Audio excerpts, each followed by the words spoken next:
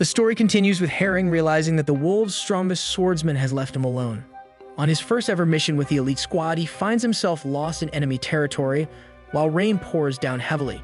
So Herring stands still, unable to figure out a solution as most of his gift went straight to his third leg instead of his brain. But then, out of the ordinary, a fire fox comes out to greet him wearing my favorite color of all time. Luckily for Herring, she doesn't instantly destroy him as the plus-size warrior beckons him to come over instead, seemingly looking like she's actually friendly. It's then revealed that Herring's reputation exceeds him, as all the women now know about his special gift, so it turns out his behemoth serves him better than unlimited knowledge.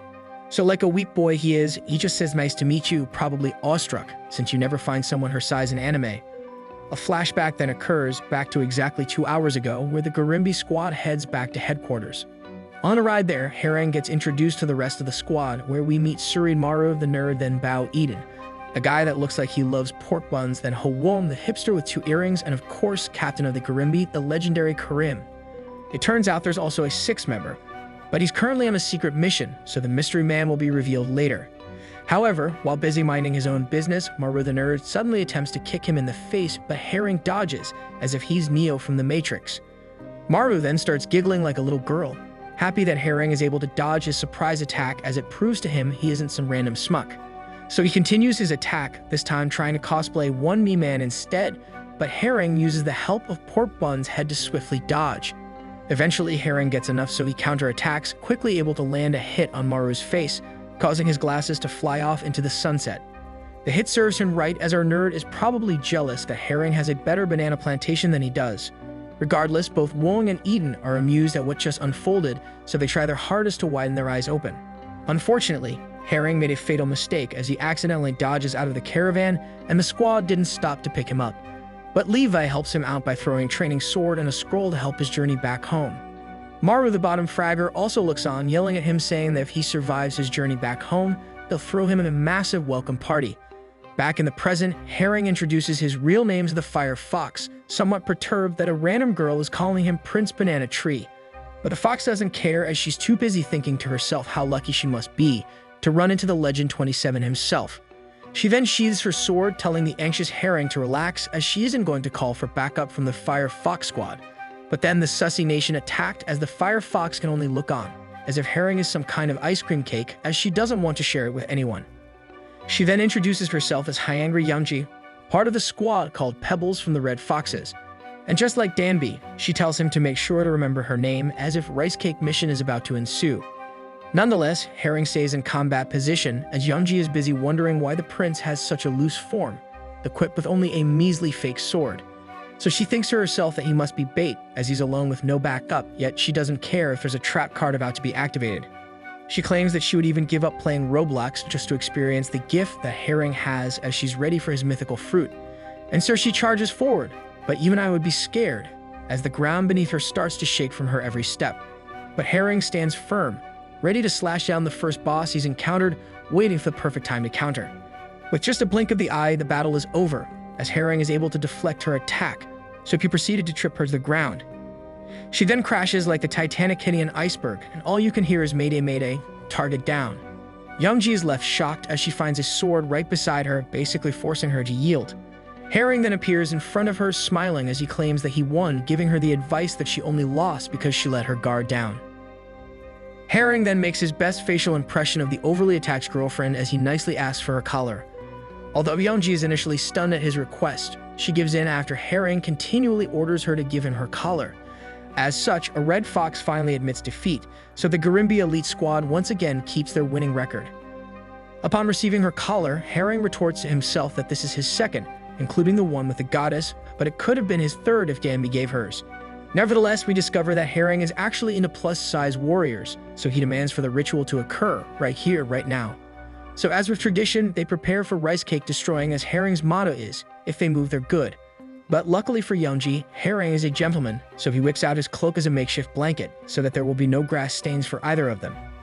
As Yongji uses an invisibility potion, Herring's eyes start to cosplay Gollum, as he looks at his precious from afar. Eventually, he attacks and perseveres, where we discover that Yongji is actually short as heck, so it's actually kind of funny. As the rice cake ritual continues on, Yongji wonders how Herring could be so skilled, and why does it seem like Herring is full of honey. Anyways, long story short, Herring unveils the behemoth, sending Yongji into another dimension, just like he did with Danby from weeks earlier. Meanwhile, the rest of her squad searches for her, and it's a very peculiar experience for Yongji to just disappear without notice. As if Herring is now some kind of god, their faces light up when they start talking about Prince Banana Tree, helping relieve them of the misery searching in the rain. It then dawned on one of the girls that there is one future. Out of 14,605 at Yongji is keeping Herring all to herself right now. But then, a mystery man is revealed, stalking the other two members on top of the trees. Back at the rice cake area, Herring makes Yongji promise to take care of his future children properly, so she begins to cry, unable to believe a black wolf could be so nice. With the encounter now finished, he waddles out into the forest as Yongji watches on, claiming how he was a gentleman to the end.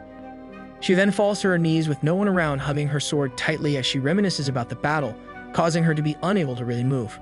Regardless, as Herring continues his trek towards home base, female archers begin to shadow his every move. One of the girls end up mentioning how they can't believe Yongji lost to such a weakling, so she aims her arrow right at his legs. She claims that if he can't move, then he'll be able to drink the mythical Prince Slurpee without him perishing. But before she could fire the arrow at the defenseless Herring, the mysterious man from earlier appears from behind, ordering her to not make a single sound. He then whispers to her to quietly follow him, or else she will find a surprise third leg out of nowhere. Upon catching a glimpse of his face, she realizes that it's Garimbi's legendary Fook Sarong, the second strongest after Levi the Simp. Fast forward to a few hours later, as the darkness begins to envelope the night sky, Herring starts to wonder if he'll actually make it home today. It's then revealed that he actually made it, still fully intact, much to the surprise of everyone in the squad. Upon arriving, people are already quick to make fun of him, due to how he apparently looks like a very unmanly boy. But to his surprise, Maru interferes, telling everyone to chill out, revealing to them how he went head-to-head with Karim. As such, even the Street Fighter lookalikes were unable to fathom how someone who looks like Herring could do such a thing. Nevertheless, Maru guides him away from the noobs, bringing him straight to the commander of the Garimbi elite. The commander is surprised to see the new member with limbs still attached, as most don't survive the journey to the headquarters. He then notes how quick he was able to find his way home, so he dismisses him after welcoming him, urging him to get some rest. Maru leads him to his brand new room, while simultaneously letting him know that he can drop his guard as he's one of them now. Once arriving at his new room, Herring discovers that he gets to room with the hipster, but that should be okay, right guys? Wong instantly orders him to wash up as he doesn't want to smell any stinky armpits. However, without Herring noticing, Maru looks like he's sending a sneaky signal to Wong, so Herring heads off to take a shower. Wong then volunteers to help him heat up the bath, so he chills by the furnace, chopping wood like a Chad with one finger. But he smirks at the end, as if him and Maru have something planned for the night. Inside the bath-like area, Herring washes off, enjoying how hot the water is. Unfortunately, his solo peacetime gets invaded by the man making fun of him earlier, busy talking about how hot the room is. When Herring isn't looking, he Ferrari peeks the corner, finally understand what they meant about the Prince Behemoth that he was given as a gift. But then the man looks on in horror, almost as if he wants to scream, as he watches the banana plantation expand like a speedy rocket. Now to clarify, the rocket turned its boosters on, not because of the dude, but because he started thinking about what happened earlier. With the man now witnessing what true Prince Behemoth is like, he hurries to the other corner of the room as Herring unknowingly shampoos his hair.